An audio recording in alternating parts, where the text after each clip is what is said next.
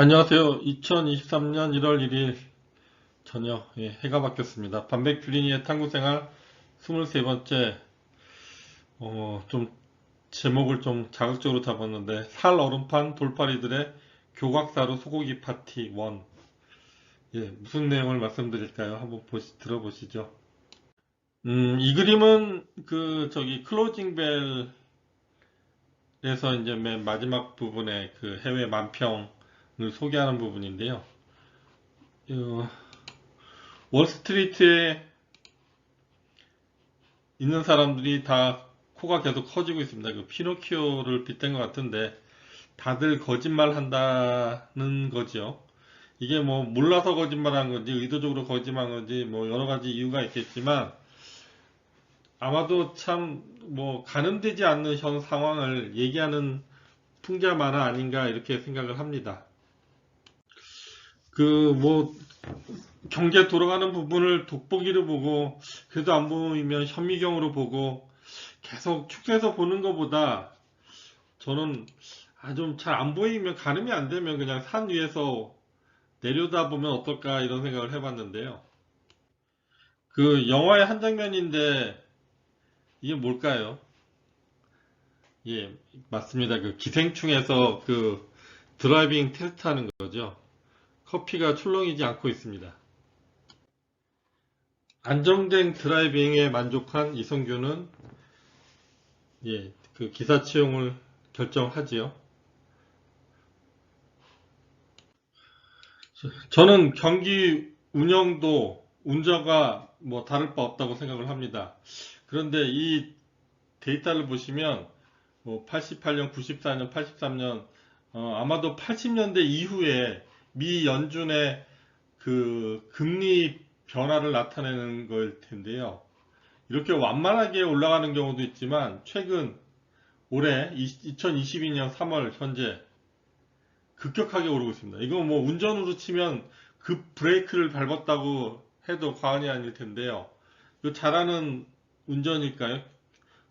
달러 운영일까요? 절대 이건 잘하는 거 아닙니다. 잘렸습니다. 기사 자격 없지요. 근데 이게 그 전에 무슨 일이 있었나 다시 한번 또 되돌아 짚어보죠. 2016년 기사에 헬리콥터 머니라는 타이틀로 뭐 검색하시면 나오는데요. 말뜻은 이제 마구 돈을 뿌리는 헬리콥터가 있죠.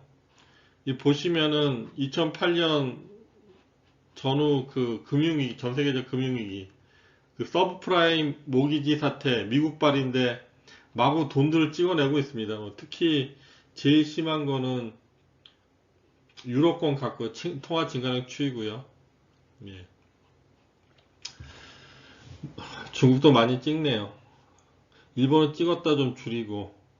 여하튼 뭐 통화량 돈을 뿌리다시피 이제 통화량을 증가시키고 있고 거기에 이제 주요 기사 중 토픽을 보면 이런 식으로 하면 하이퍼 인플레이션이 온다. 아주 센 인플레이션이라는 거죠. 최근 2022년 기사가 아니라 2016년 기사에 이렇게 나왔단 말입니다. 그 다음에 일본이 유력 후보인데 하이퍼 인플레이션을 넘어서서 엔화의 신뢰를 잃을 가능성이 있다라고 우려를 표하고 있죠. 여기 세부 내용 좀 더 자세히 더 들여다보겠습니다. 좀 화질이 좀 안 좋은데요. 일단 그 헬리콥터 머니라는 말은 1969년 프리드먼 시카고대 교수가 가장 처음 언급을 했는데 자기 저서에서요. 천달러 지폐를 뿌린다고 가정해보자. 사람들은 허겁지겁 돈을 줄 것이지만 단 한 번뿐인 정책. 그러니까 이제 뭐 막장이라는 거죠. 마지막 정책이라는 거죠. 되게 위험한 정책이다라고 얘기를 하는 거고 한 번밖에 쓸 수 없는 거다. 그 다음에 버랭킨 전 의장은 돈을 찍어 재정을 지원하는 정책은 당장 필요하지도 않고 극단적인 상황에서 배제해야 할 대안은 아니다.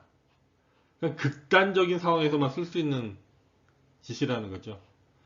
그 다음에 앨런 블라인더 교수는 헬리콥터 머니는 사고의 실험, 그러니까 생각만 해야 되는 거지 진짜 현실에 적용하면 안 된다. 이를 왜 다시 띄우는가? 경제에 필요한 정책이 아니다.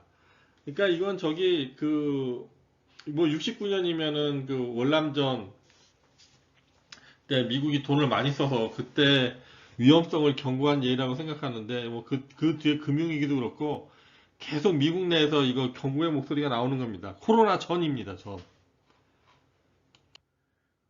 그 그러다 결국에 이제 코로나 이후에 8조 달러를 더 찍었잖아요. 그래서 미 국가 부채가 31조 달러. 뭐 이거 말이 부채지만 그냥 그 연준을 통해서 미 정부가 찍어냈던 양입니다. 근데 이게 비율을 생각해 보시면 전체 31조 달러에서 2년간 그 8조 달러를 찍었다는 비율상으로도 되게 많잖아요. 이게 이제 급격히 늘어난 거죠. 이렇게 급격히 돈을 찍어 놓고서 당연히 그러면 아까 말한 하이퍼 인플레이션 수준까지 위험이 되고 달러 가치의 불신을 높이는 현상이 일어날 수밖에 없는 거예요. 그러니까 이제 부랴부랴 그 금리를 올리죠. 이거는 운전위로 치면 진짜 난폭 운전입니다. 그리고 이 미국뿐만 아니라 전 세계 기축통화를 운영하는 미국이 할 짓은 절대 아닙니다. 망한 나라 조선, 그 나라에서도 이런 일이 있었습니다. 돈을 마구 찍어내는 거죠. 이 보시면은 상평통보랑 당백전, 이게 이 상평통보에 100배 가치가 있어서 백전이 당백전이면 당. 근데 보시면 모양도 똑같고 그죠? 글자만 바꾼 거예요. 진짜 뭐 주었지만 너무 성의도 없고 결국에 이제 뭐 당백전이 이제 너무 큰 인플레이션을 일으키니까 뭐 저기 회수가 다시 되긴 했는데 뭐 회수돼도 이거 100배로 돌려준 거니까 뭐 전체 통화량은 줄지는 않았겠죠. 여하튼 이건 망할 징조에서 하는 거예요. 그리고 뭐 물론 이제 해고된 군인이긴 한데 훈련도감을 13개월 동안 최고임 임금을 주는데 거기에 불량쌀 뭐 모래나 이런 걸 섞어 줘가지고 이제 뭐 흥성대원군이 다시 뭐 중정과 민씨 일가를 척결하고 뭐 대집권하고 그러다 또 다시 중국에 끌려고 뭐 이런 일이 있었는데 이게 하는 짓이 나라 망할 때 일어나는 거예요. 이거는 뭐 로마 때도 그랬었고 뭐 금화에다가 이제 동을 섞어가지고 그 군인들 월급 주고 이런 기만 정책. 그러면 한 번 신뢰를 잃으면 끝나는 겁니다. 그러니까 지금 미국의 마구잡이 달러 찍기가 이게 망조 아니고 뭐겠습니까? 다시 그 미국 그 22년도에서 2019년도 코로나 이전으로 다시 좀 돌아가겠습니다. 파월 의장은 연준 과민 반응을 하면 안 된다. 뭘 과민 반응하면 안 될까요?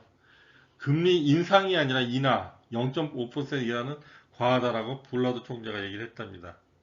이게 뭔 얘기냐면 도널드 트럼프 대통령이 금리 인하 압박을 하니까 0.5%는 과하고 0.2%가 적절하다 이러고 이제 우리가 뭐 권력에 끌려가지 않겠다. 경기 부양을 위해서 급격한 금리 인하 안 하고 0.25만 한다. 그 정도면 충분하다. 이런 소리 하는 거예요. 그러니까 이제 양적 완화 조금 하겠다. 뭐 이런 얘기인 거죠. 거기에 또 이제 2019년 연준 전 의장 그린스펀이 한마디 하죠. 물가가 오를 수밖에 없다. 이러면 경제가 위협된다. 이게 뭐냐면 도널드 트럼프가 추가 완화 주장을 하니까 최선의 방안은 그냥 무시하는 거다. 이제 엘렌 그린스펀 전 의장이 뭐 전 의장을 이제 지원 사격해 주는 것 같은데 물가 압력이 없다면 어? 현재는 물가 압력이 없다 이렇게 좀 애들로 말하지만 압력이 있다는 거죠. 오를 수밖에 없다. 재정 적자가 지속해서 증가하는 상황은 인플레이션을 자극할 수밖에 없고 미국 경제는 큰 위험이 될 수 있다. 큰 위험. 계속 아까 헬리콥터 머니부터 계속 얘기를 하는 2016년에도 얘기하고 지금 또 19년에도 얘기하고 그 다음에 트럼프 대통령은 경솔한 사람이니까 개소리 취급해라. 개 짖는데 신경 쓰지 마라. 이런 식으로 계속 경고를 그러니까 양적 완화를 염려하는 거죠. 거기에 그 참 어처구니가 없는 얘기인데 현 파월 의장 같은 경우 두세 차례 0.5%만 이제 물가 압력이 인상이 보이니까 0.5%씩 조금 올릴 거다. 0.75는 절대 없다. 이거 5월 달에 한 얘기예요. 7개월 전에. 결국에 0.75% 세 번 올렸죠.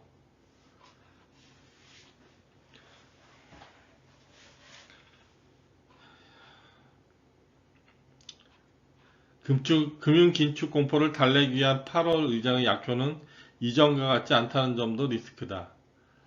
그러니까 약발이 안 먹히는 이유는 뭐냐면 이 사람 돌팔이란 얘기죠.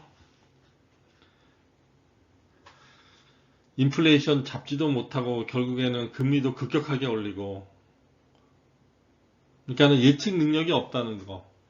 돌팔이. 예, 이거 어떻게 해야 될까요? 이렇게 이제 긴축을 하니까 금리 인상 또 급격하게 급브레이크를 밟으니까 이제 작년 12월에 마지막 FOMC에 전번에 금리할 때 설명할 때 올렸던 이미지인데 새벽 5시인데 1만 명 이상이 지금 미국 금리 어떻게 결정되나 보고 있는 거죠. 결국에 이제 50 연속된 0.75%에서 0.5%로 좀 완화돼서 좀 기대감을 가졌었는데요. 파월이 또 한마디 해갖고 미 국채 수익률이 다시 계속 이제 떨어질 걸로 봤는데 이제 안정화될 걸로 봤는데 2% 물가 상승될 때까지 계속 금리를 올리겠다고 하니까 다시 국채 금리가 올라와 버리죠. 참 잘 안 믿어주니까 점점 말은 과격해지고 시장은 예측 불가가 되고 아까 처음 보여드린 피노키오만 거짓말을 계속해서 코가 점점 커지는 피노키오만 양상하고 있는 겁니다. 그 코로나 기간 헬리콥터 머니 뿌린 8조 달러가 2년 동안 뿌린 8조 달러가 얼마나 큰 돈이냐. 그 미국 내년 예산이 5조 8천억 달러입니다. 1년 예산의 뭐 150%를 그냥 한 번에 뿌려버린 거죠. 근데 이게 이제 뭐 예산안 발표하면서 나온 건데 뭐 부자들한테 1,000억 달러, 1억 달러 이상의 부자들한테 뭐 20%의 세금에 억만장자세를 부과하겠다. 그 다음에 회사 법인세율도 21에서 28%로 10년 동안 1조 달러. 2년 동안 8조 달러 뿌리고 10년 동안 1조 달러 걷어들이겠답니다. 이게 얼마나 엉터리 정책인가요? 8조 달러는 2년 동안 확 풀어버리고 아무리 어렵다지만 이건 분명히 금리 인상도 계속 그 2016년, 19년 계속 경고가 있었음에도 불구하고 금리 인하해서 그 경기 부양만 하려다가 결국에는 그 브레이크 밟고 이거는 엄청 멍청한 짓이고 그 다음에 이게 더 큰 문제는 미국에 대한 신뢰성이 다 잃게 되지 않느냐. 뭐 처음에는 뭐 일본 엔화가 신뢰성을 잃을 것이다. 아베노믹스에 대해서 우려를 한 거겠지만 결국에는 달러에 대한 신뢰가 떨어지지 않을까요?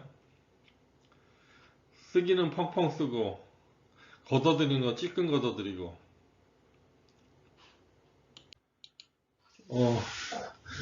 스크린샷 한 화면이라서 화질이 안 좋은데요. 일단은 미국 계속 이제 그 긴축을 금리 인상을 통해서 해나가니까 이자율을 올리고 그러니까 다른 나라들도 따라서 올릴 수밖에 없는 만약에 안 올리면은 그 외화가 빠져나가니까 올리는데 일본 안 올립니다. 무슨 사연이 있을까요? 여기 2008년 세계 주요 국가의 기준금리 변화를 보면 2008년 글로벌 금융위기 때 급격히 내리죠. 이건 뭐 급격히 올리는 거나 급격히 낮추는 거나 둘 다 바람직한 거 아닙니다. 아주 급박한 상황이나 가능한 얘기고 최근에는 다 같이 올리고요. 또 캐나다 같은 경우는 미국보다 더 선제적으로 더 먼저 올리고 그 다음에 좋지 않았던 최고 마이너스 금리 국가 스위스마저도 올리는데 여기 보이시는 일본 예전에도 낮았고 지금도 낮고 울리지도 못하는 나라 일본. 왜 일본은 이럴까요?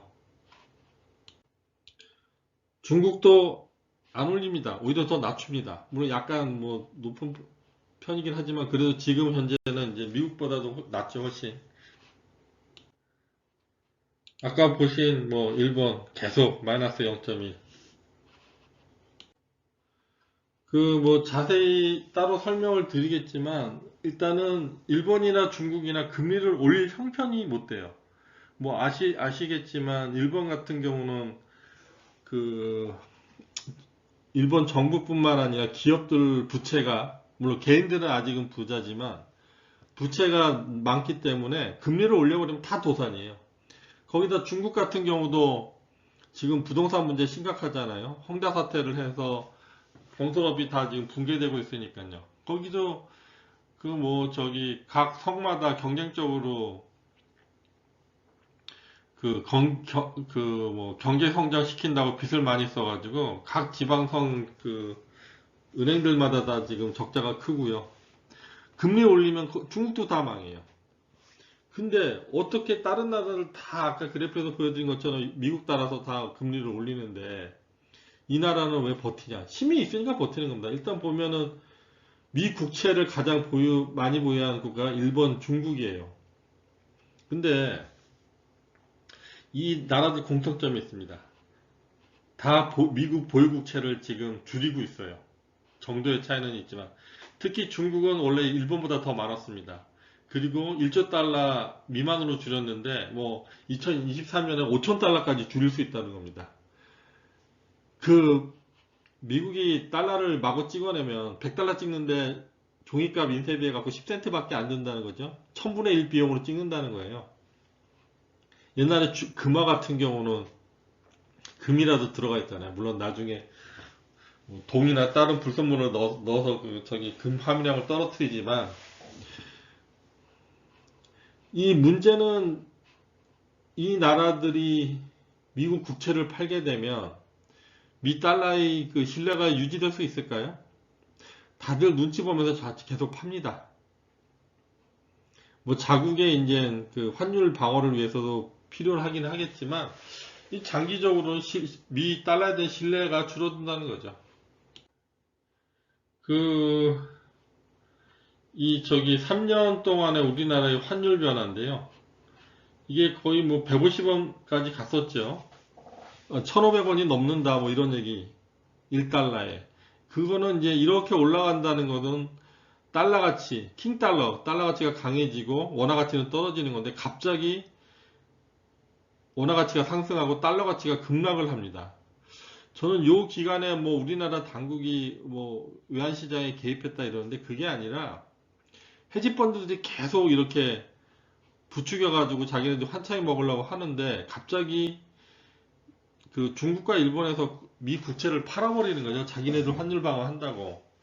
그러면서 헤지펀드들이 이렇게 좀 깜짝 놀라고 같이 던졌을 거 아닌가 이렇게 생각을 해요.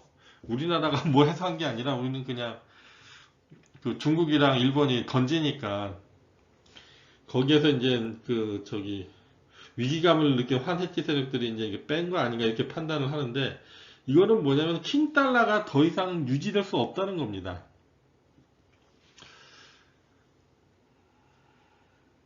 마지막에 또 다시 한번 얘기하겠지만 일단은 현재는 그 달러는 점점 전 세계적으로 신뢰를 잃어가고 있다.